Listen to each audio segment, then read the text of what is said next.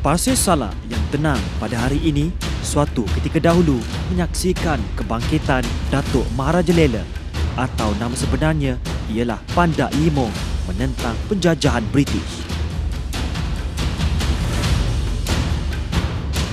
Kompleks sejarah Pasir Salak ini menjadi lambang perjuangan anak watan mempertahankan negara dan bangsa. Kompleks sejarah Pasir Salak sebenarnya merupakan satu memorial penting dalam menceritakan tentang kebangkitan rakyat Perak dalam menentang penjajahan British di Perak. Datuk Maharaja Lela Pandak Lam, perjuangan beliau mendapat restu daripada pembesar Perak serta sokongan daripada penduduk Pasir Salak dan Kampung Gajah. 2 November 1875 pada waktu pagi hari raya puasa, hari raya kedua, J.W. Bush telah dibunuh oleh pejuang-pejuang Melayu. Sejarah penentangan bermula pada 20 Januari 1874 apabila Raja Abdullah, iaitu seorang daripada kerabat Diraja Perak, melakukan kesilapan terbesar apabila meminta sokongan British bagi membolehkan dirinya menjadi sultan. Pada tarikh itulah perjanjian Pangkor dimeterai. British mengiktiraf Raja Abdullah menjadi Sultan Perak, manakala Sultan Ismail diturunkan daripada tahta. Secara rasminya, Perjanjian Pangkor telah melantik seorang residen British untuk menjadi penasihat kepada Sultan dan juga Kapten Speedy sebagai penasihat kepada Menteri Ngah Ibrahim. Dan sini jelas menunjukkan yang Perjanjian Pangkor sebenarnya merupakan satu agenda tersirat British untuk menguasai pentadbiran kekayaan di Perak. J.W. Bush dilantik sebagai residen pertama di Perak umumnya dan Tanah Melayu khususnya. Setibanya di Perak, Bush mula bertindak di luar batasan kuasanya. Tindakan dirinya bagai raja yang memerintah. Dia tidak menghormati peranan dan kuasa diraja dalam sistem pemerintahan orang Melayu. Apabila dilantik menjadi residen British di Perak, Bush telah menstruktur kembali cukai-cukai dan juga menaikkan cukai-cukai sedia ada, antaranya cukai komoditi yang dibawa diniagakan di kawasan muara Sungai Perak hingga kawasan pedalaman dan sebaliknya. Juga Bush telah cuba menghapuskan sistem perhambaan di Perak. Tapi pada masa yang sama, hamba-hamba yang dirampas daripada pembesar-pembesar tempatan ini telah digunakan oleh pihak British untuk kepentingan peribadi. Malah ada juga Bush menggunakan hamba-hamba wanita untuk kepentingan dia dan juga untuk kepentingan askar-askar British. Dan tindakan ini memang memalukan pembesar-pembesar tempatan dan juga menimbulkan kemarahan rakyat tempatan, di mana sistem perhambaan merupakan lambang ketaatan rakyat kepada pemimpin dalam konteks di tanah Melayu. Hubungan di antara Bush dengan Raja Abdullah tidaklah begitu baik.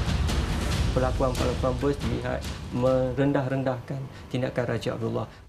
Bush pernah menyuruh Raja Abdullah supaya diam dan tidak terlalu mengajar dia cara mentadbir negeri Perak, kerana dia tahu bagaimana untuk mentadbir berasaskan keperluan yang perlu untuk dilaksanakan oleh pihak British di Perak. Dan ini memang tindakan yang dianggap biadab dan dianggap memang berunsur kepentingan ekonomi pihak British semata-mata.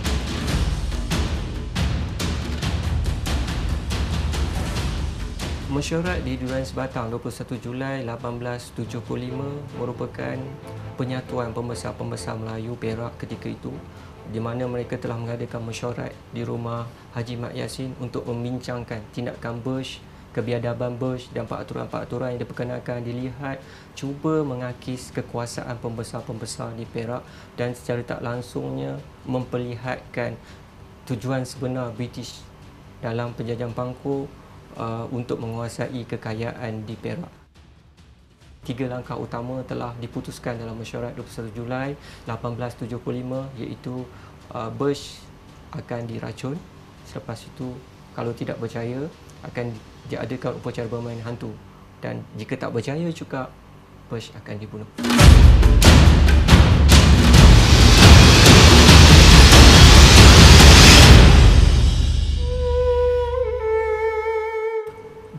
Oktober 1875 memperlihatkan Bush telah memaksa Raja Abdullah supaya menandatangani peristiwaan untuk menyerahkan kuasa.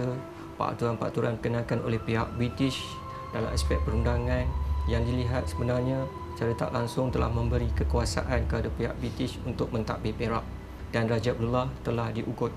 Sekiranya tidak menandatangani perjanjian tersebut ataupun surat persyaratan tersebut, Raja Abdullah akan dilucutkan daripada jawatan dan digantikan dengan Raja Yusof yang berada di Senggang ketika itu. 15 Oktober 1875, Gubernur Negeri Selat Sir William Jervois ketika itu telah mensiarkan yang Perak akan diletakkan di bawah pentadbiran tanah jajahan Inggeris di London dan akan ditadbir oleh Pesuruhjaya yang dilantik oleh pihak British. Dan ini secara tidak langsung menunjukkan yang Perak telah dijajah sepenuhnya oleh pihak British.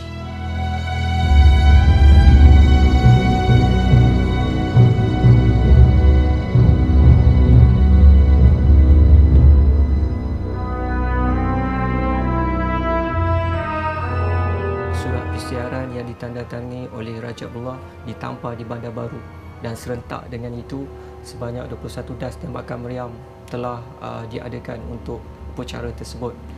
Selepas itu, Bush telah memerintahkan ataupun menyuruh tentera-tentera British atau wakil-wakil British untuk menampal poster di seluruh negeri Perak, termasuk juga Pasir Salak.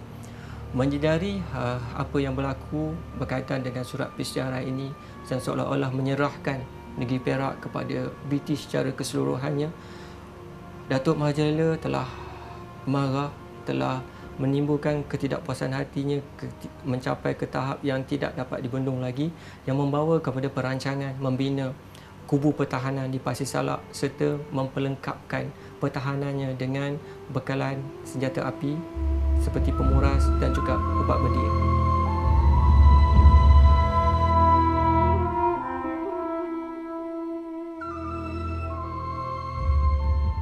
Pada malam 1 November 1875, Bush telah mendarat di Pasir Salak tetapi tidak rapat ke tebing Pasir Salak, sebaliknya di tengah-tengah sungai.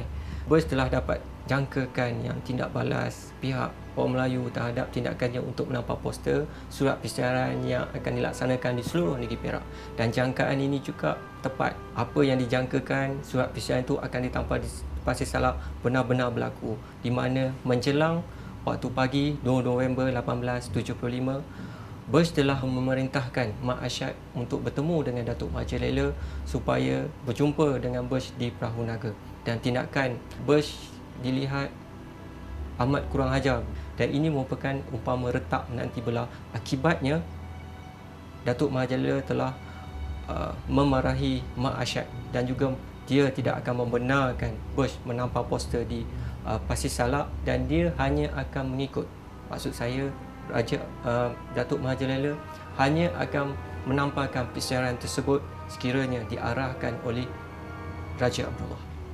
Bush menjadi marah dan menyuruh Mak Ashad supaya menampalkan poster yang ada di Pasir Salak. Yang pertamanya, poster telah ditampal di kedai Cina Kok Ah Yong. Akibat daripada itu, Pandai Induk telah menanggalkan poster yang ditampalkan oleh Mak Ashad dan menyerahkan poster tersebut kepada Datuk Mahajalela.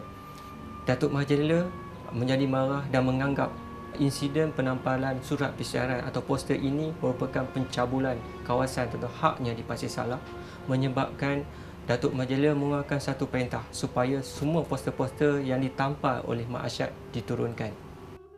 Akibat daripada kedegilan Mak Ashad yang masih juga menampal poster walaupun diturunkan oleh pembesar-pembesar tempatan, terutamanya Datuk Sagu, Pandai Indut dan juga Kulu Ali, Si Puntum dan juga Si Tuah, menyebabkan Pandai Indut hilang sabar dan terus menikam Mak Ashad sehingga mati. Apabila Mak Ashad ditikam mati, ia merupakan satu isyarat kepada pejuang-pejuang ataupun pada penduduk-penduduk Pasir Salak ketika itu untuk terus mengamuk dan merejam lembing ke arah Bush yang sedang mandi dalam Jamban Rakit.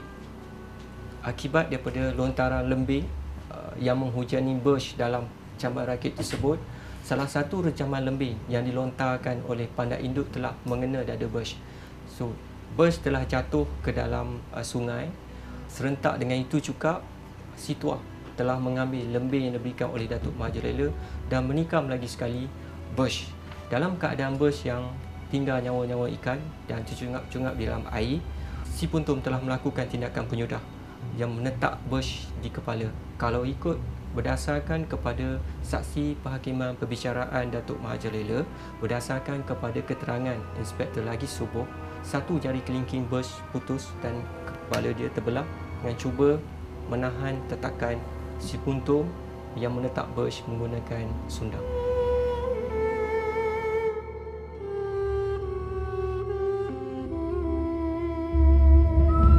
Datuk Maharaja Lela didapati bersalah oleh mahkamah yang bersidang dari 14 hingga 22 Disember 1876.